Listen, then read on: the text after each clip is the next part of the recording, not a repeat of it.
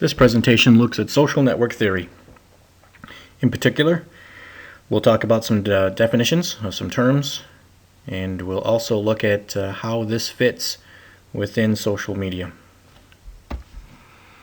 For a little bit of background, we'll go way back to the 1930s, and you'll notice that social network theory, study of groups, study of group dynamics, goes back to Moreno, 1934. Before 1934, mostly human relationships were studied as an individual perspective, or maybe even just as a dyadic perspective. But in the 1930s, there were lots of things going on in the world that made us wonder how groups were behaving, and especially over in Europe. And so group dynamics certainly became a topic of interest in the 30s, and then much more so in the late 40s. If you look at some of the terms that are used in network theory, it actually goes back to some fabric and web type of terms. So you get interweaving relations of social actions. The 1950s and 1970s were pretty big on using these terms of fabrics and webs and the interactions that you can kind of see the parallel between, and those terms became part of the social network theory vernacular. This concept of social network theory is actually a very critical concept in a number of key study areas.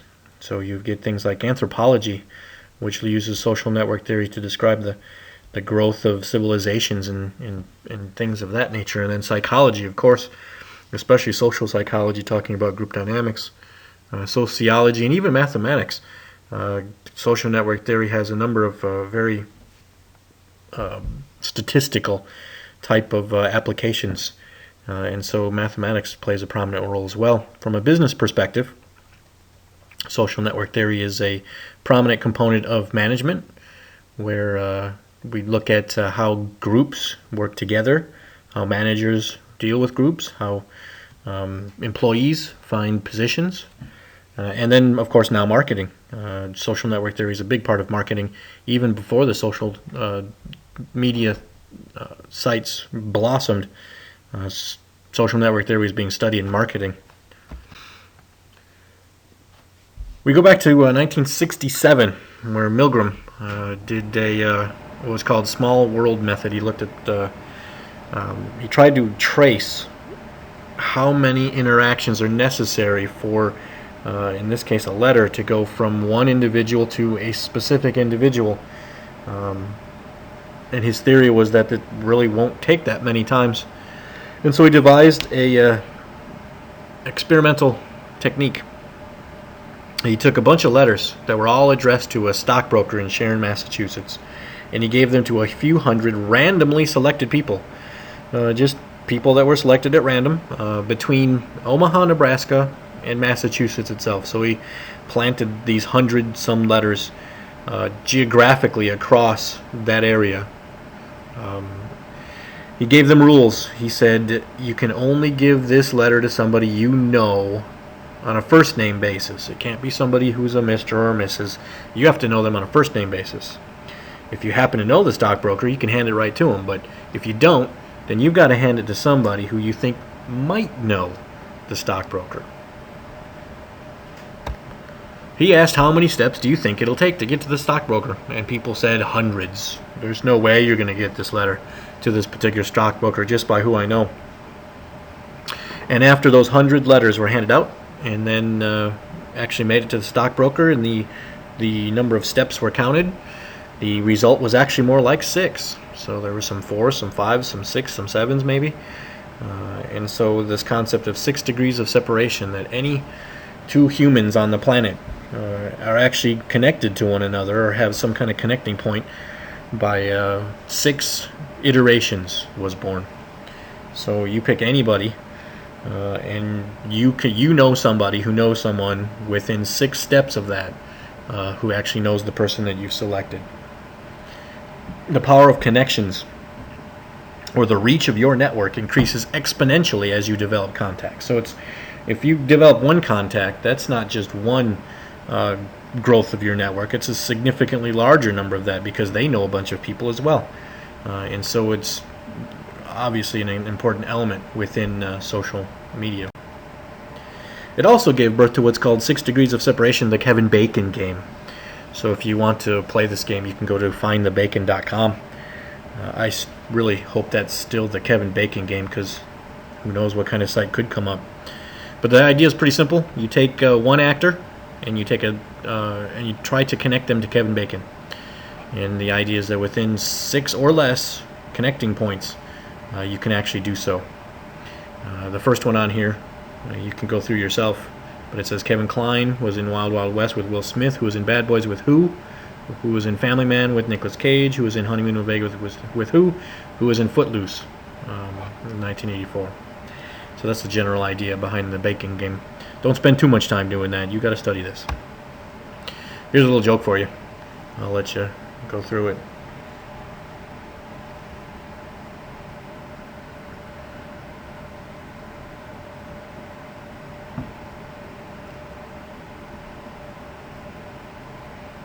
Good old Kevin Bacon. We're going to look at now some of the definitions within social network theory. There are a lot.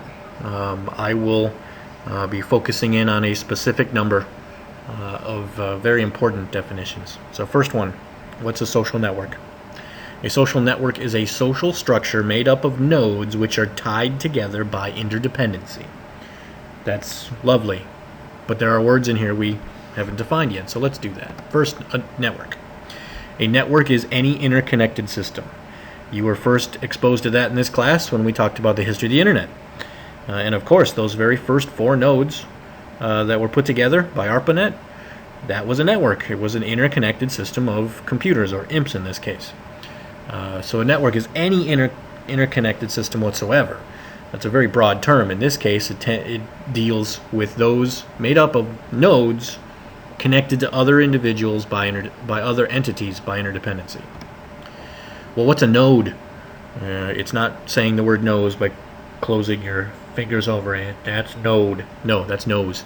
A node is an individual actor within a network. So when you look at the network that's diagrammed on the left there, a node is any one of those individual, in this case, individuals. We could draw the exact same chart and use companies that deal with one another, that have deals with one another. We could do it with any number of any social structures. Ties. It says nodes which are tied by interdependency. Well, what's a tie? Again, it's more than just the fabric that a guy puts around his neck. A tie in this case is any connection point within a network. So in the diagram on the left, you see all those lines that are connecting people. Those lines are ties. It's the connecting point between 2 nodes. Ties exist because of the next concept, interdependency. Interdependency is some mutually dependent relationship between those 2 entities. So in the diagram on the left, you've got the woman on the bottom left is connected to this guy up to about 2 o'clock past her. Well, why are they connected? The chart doesn't tell us, but there's some reason why the 2 of them have interactions, mutually dependent interactions in this case. Social networks are studied in 2 main levels. There's egocentric, where you focus on a single node and you look at their relationship to others within the network. And then there's the whole network, which considers all of the nodes, how they know each other, how information passes through this network. Maybe you're looking at resources and you want to see how money or product goes from one node to another and finally reaches a 5th node. That's whole networks. That's looking at the entire network. Whereas egocentric takes a look at one, and then what's their point or what's their purpose within this network. All right, so let's define node. A node, again, is an individual actor, and in this case, actor is a very broad term within a network. Nodes can be discrete individuals. So it can be an individual, like that's Stanley Milgram, who did the small network, the small world studies. Good-looking guy, isn't he? And that's Jonathan Toews, center of the reigning Stanley Cup champion Chicago Blackhawks. And that finger pointing at you means you. You are a discrete individual who is a node in many different networks. So individuals, of course, can be nodes, and that chart we saw before actually demonstrated that. But so can companies. A company like Coca-Cola is a node within a network. Coca-Cola purchases a product from other companies in order to make their product, and so that's a network, a supply network. Coca-Cola then distributes its product to a very large number of retailers and in other places. That's also a network. That's a distribution network. So Coca-Cola is a node. It's a corporate unit, but it's a node. So is Northern Kentucky University. Lots of relationships with lots of different partners and does deals. That's a corporate unit node. In addition, collective social units can be nodes. So student groups, any student groups like the NKU hockey team is a node. They have connections with other elements within the university.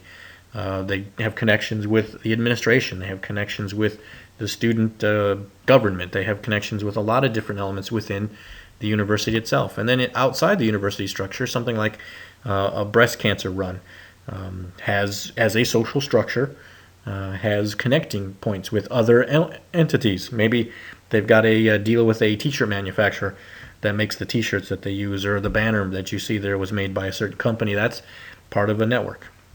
So again, discrete individuals, corporate units, or social units can all be nodes in a network. And in fact, you can mix them.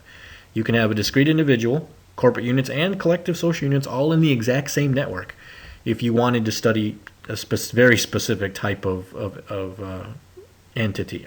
But that's not normal, but it can be done. Nodes in micro-level networks are typically studied in one of two groupings. Dyadic relationships, so you have one node and a second node, and there's some reason for their relationship. Or triadic relationships, where there is a relationship between three different actors, and you're looking at how that relationship takes place. So you're looking at things like centrality. And the triadic example on the left, there's an intermediary between the focal actor and then an alter actor. Well, what's the intermediary there for? How many other networks, triadic networks, are they part of? A lot of things that are looked at from a centrality perspective. You also look at roles, like what role does the node play in the network? Do they bridge two different networks? Are they the one connection point between network A and network B? That's a bridging role that can take place. So these are micro-level networks, very small types of studies. On the other side, you've got macro-level networks, which can look like this when plotted out. Very confusing, large scale, large outcomes of populations. If you were to take Foursquare and plot out all the connection points between the nodes, and of course nodes in Foursquare are what? They're going to be the people that are signed up. They're going to be the companies that are listed on Foursquare to where you can actually go.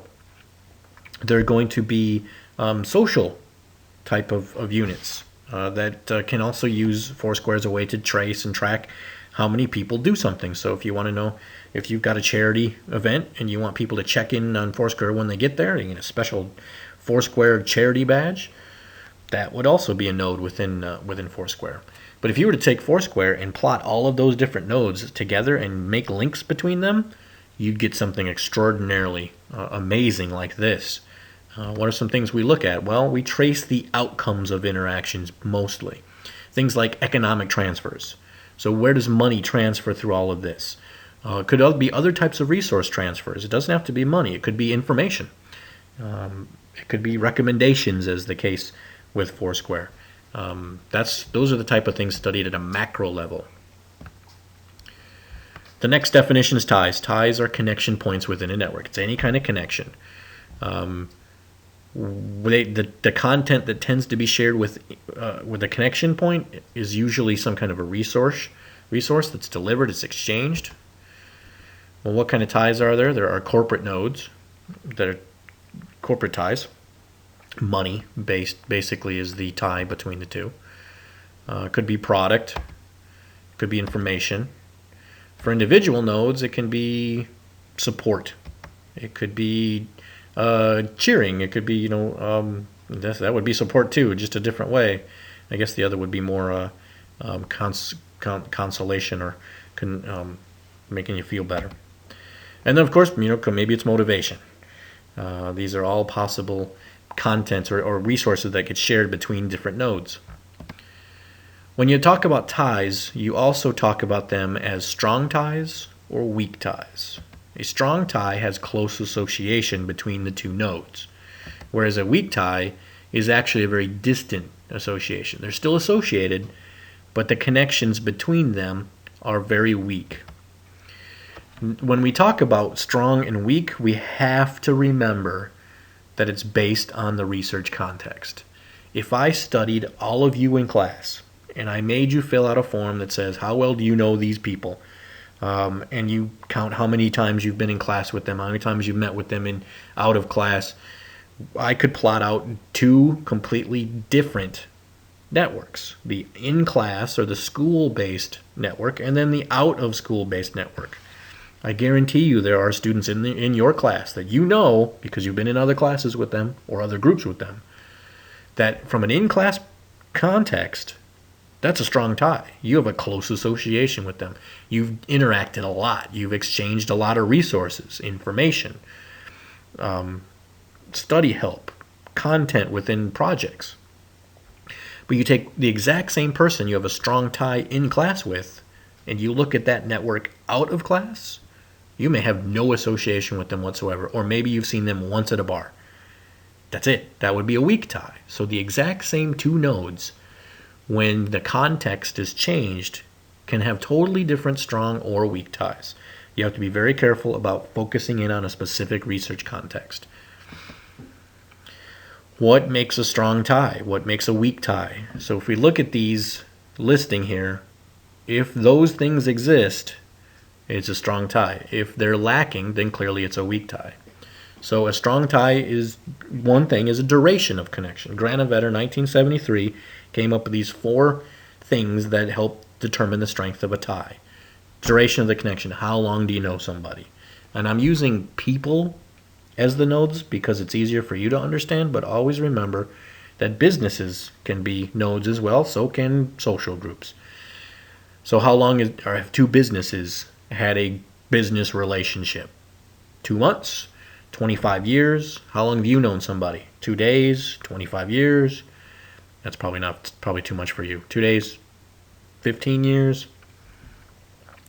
So that's one measure. Emotional intensity. Now, clearly that doesn't fit for corporations. It might fit for the humans within the corporation that are connecting points, but corporations don't have feelings. So, but from a person perspective, emotional intensity. How intense do the emotions run between you and someone else? It doesn't have to be love at that level, but it could be a very strong level of like, or a very weak level of like. How about intimacy? And this doesn't mean that kind of intimacy.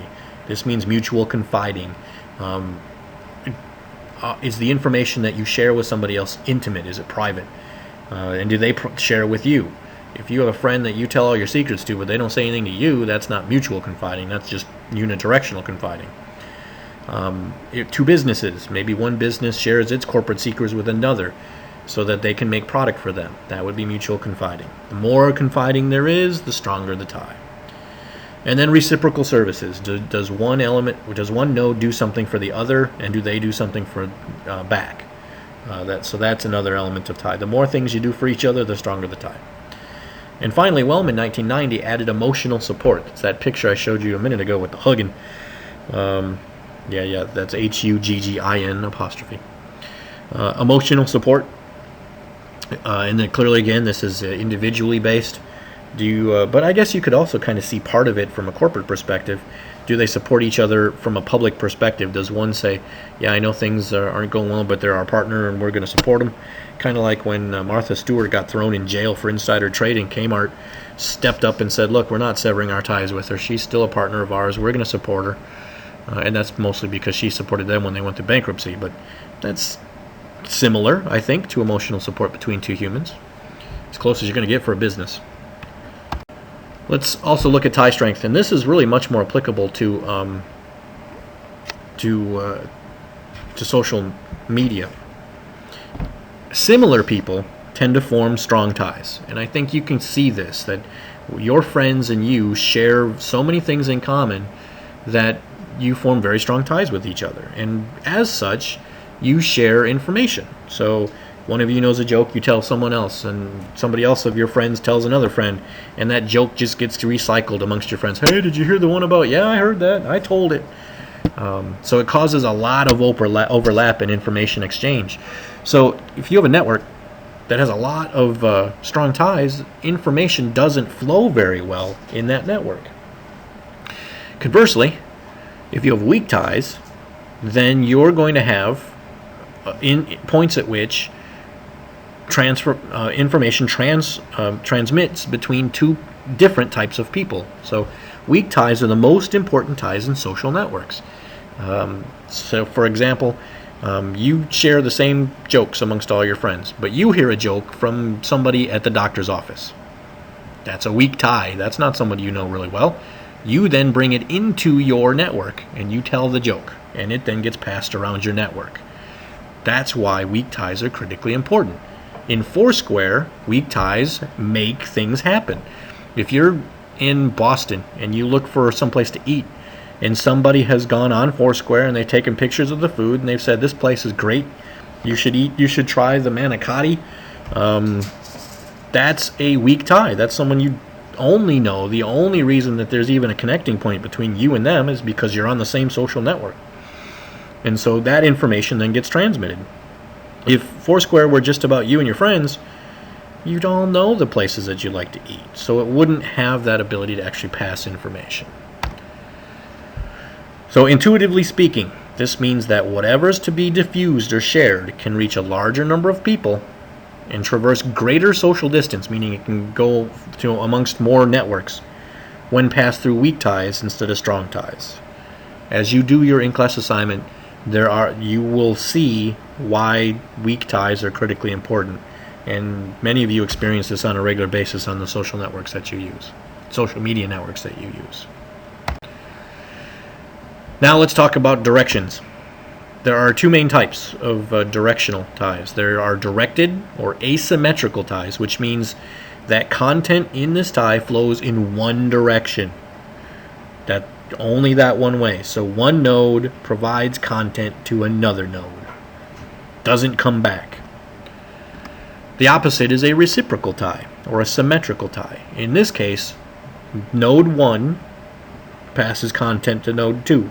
Node 2 passes content back to node 1. So in the first one, that's the example of in Foursquare where you go on and they've given a tip to you and you use it. That's content going one way. They've sent you information that's beneficial to you. Congratulations, that's great. A reciprocal tie goes both ways. So in Foursquare, they also have the rankings to where you have points. So you look at the number of points you have, you look at other people, you then go more places so that you can increase your point value. They see that you've got more points, they go to more places to try to top you. Content flowing both directions in that case. Again, the direction of content flow is based totally on research context. Maybe in class, you borrowed somebody's notes. That's it. The only time you've ever had any interaction with them is borrowing their notes one time. That's a directed tie, one direction. But you go out and you hang out a lot. You go out on the weekends and you party all the time. That's reciprocal. And it's also a strong versus a weak tie. In that case, content goes both directions. You could even do this. In our class, you borrowed their notes once. In a second class, you're in a group together and you have to share content and you both work together on the project. Directed in one setting, reciprocal in another. So if you look at the chart that I've drawn on here, you see nodes, the blue dots, with connecting points which are ties, the black lines. A directed tie is shown with a red arrow one direction. So let's say that these nodes have directed ties with the other node that it's pointing to. As you can see, content would start at, let's say, the node in the bottom left and would then flow to the node to the right. That's it. Doesn't go back. But a reciprocal tie looks like this. It's a blue arrow in this case with two heads. So it demonstrates that content goes both directions between these nodes. All right, so we talked about nodes, we talked about ties. Let's talk about interdependency. Without this, networks don't exist. This is the glue that brings the network together and holds it together. An interdependency is the reason why there's a relationship between the nodes. It's the reason why the tie actually exists. Some examples. Kinship. You have relatives, brothers, sisters, cousins, aunts, uncles. You have those you're related to. You know each other because of that. That describes your network. In fact, you could, instead of drawing a family tree, you could draw a social network of your family. And most of the ties in there would be kinship based.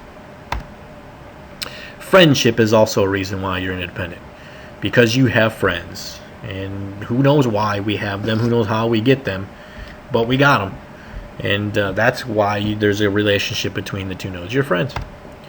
Maybe it's common interest. Maybe you're a hockey fan like myself, and so all of those who are hockey fans share a common interest. That is a network. You don't necessarily have to know someone to be in a network with them. But clearly the interaction part increases the likelihood of there being a stronger tie. That would be a weak tie example. But if you're both at a, let's say you're at a Target store, or I don't really want to single out Target. You're at a store, and you're there to picket because they've done something you don't like. Well, you're both there in common interest, right? That's what the tie is for. It could be financial exchange. Maybe you have done business with somebody. You know someone who has a snowblower and they use it to clear out your driveway. You have someone come over and mow your lawn. You have a nanny, a babysitter, house cleaning. That's why there's an maybe you have a landlord. There's a network between you. There's a connecting between you and your landlord. Why? Because you give them money and they give you a place to stay. It could be sexual in nature, and that's the calmest picture I could possibly use. Hey, wait a minute, just where did you learn to spoon? So, clearly if there's a sexual relationship, that's a reason for a tie between the two, that's for sure. A common interest assumes liking, I guess, to some extent, but you can also have disliking as a reason for a network. So maybe you share a hatred for a college team. You share a hatred for a professional team. In this case, it shows a hatred for an operating system.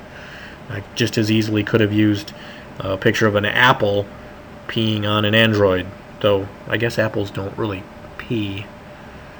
No, whatever. There are a whole bunch of other reasons. Maybe it's belief. So you share a common belief. It could be religious in nature, it could be scientific in nature. You share common knowledge. So you've gone to law school and someone else has gone to law school. Could be a different law school. Maybe it's prestige. Maybe you're all part of a Hall of Fame. You're part of, a record. Maybe at high school you were on the track team and you're still in the record books there. Well, so are there other people there. You share the relationship for that. More network terminology. This one is social capital.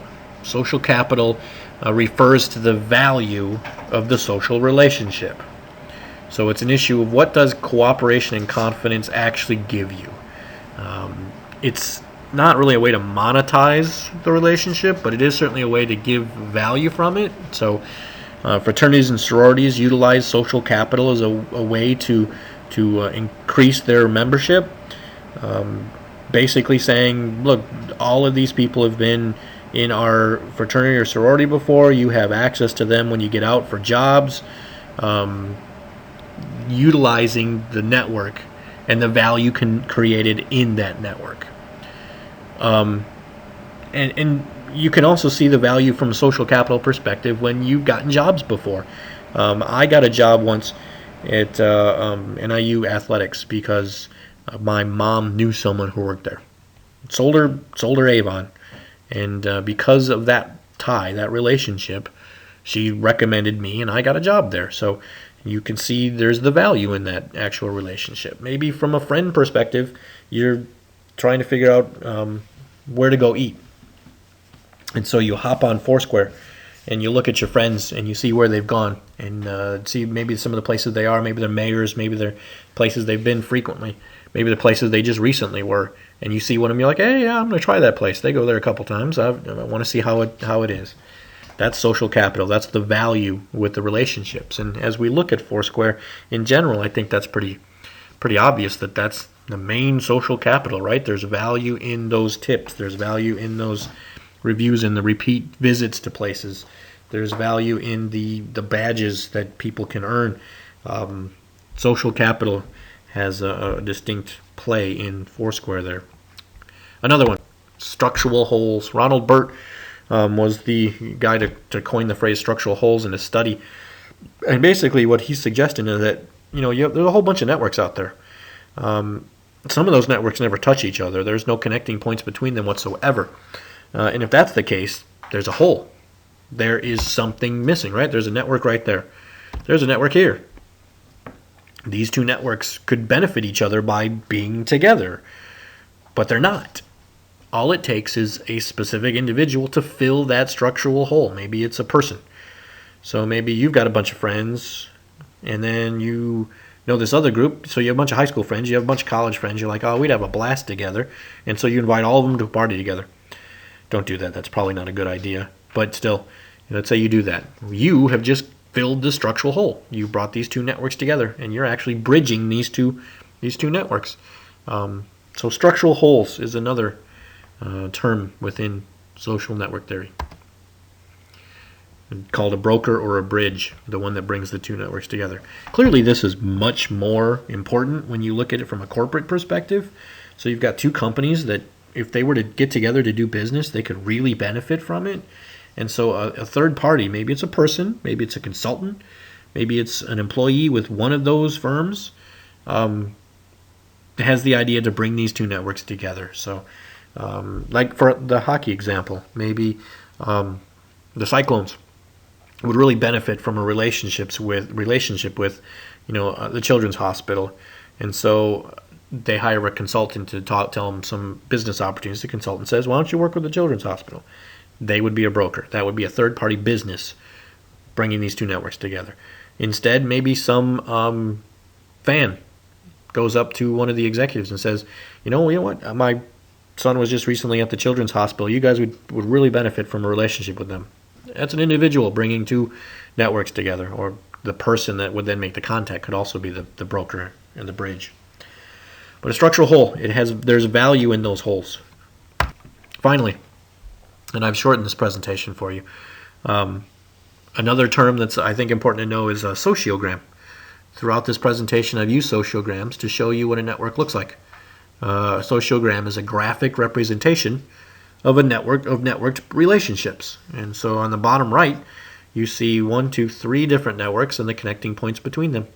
The one on the left is also that exact same network, just utilizing a different visualization. I think the one on the right is easier to make sense of. You have a mother and a father with a sister, and then on the bottom right you've got friends and social workers. On the left you've got other sisters and brothers and half brothers, and so there's the connecting points between these various, in this case, social worked network. And you can see those by looking at what's called a sociogram. There are plenty of software that can do it. Crackplot is one.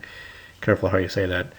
It's one of the software packages that can actually show you a visualization of your network. In Facebook, there's actually an app, I think, that's gone around at some point in time that will show you a sociogram of your friends. See if they have any connections with each other.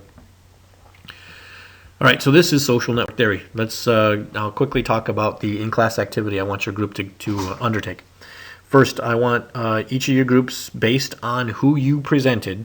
So if you were the Facebook group, you do Facebook. If you're a Google Plus group, you do Google Plus. If you're the Twitter group, you do Twitter. And I want you to look at 4 main concepts. I want you to look at nodes.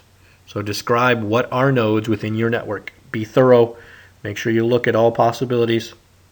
Give examples of them. Ties. I want you to talk about ties. So how are the connecting points between your nodes in your network? Are they strong? Are they weak? Are they reciprocal? Or are they directed? And then I want you to look at interdependency. What are the reasons why individuals or nodes actors in your network actually connect? What are some of the reasons for it? And you've got a whole list of them there from this presentation. And then finally, social capital. Where is the value? What value is there in having connections between nodes in your network? Again, be thorough. This is a graded assignment, and I want your group then to email it to me when you've completed it. And when your group has completed your work, you are allowed to leave, and you're done for the day. Thank you. And again, this is Social Network Theory.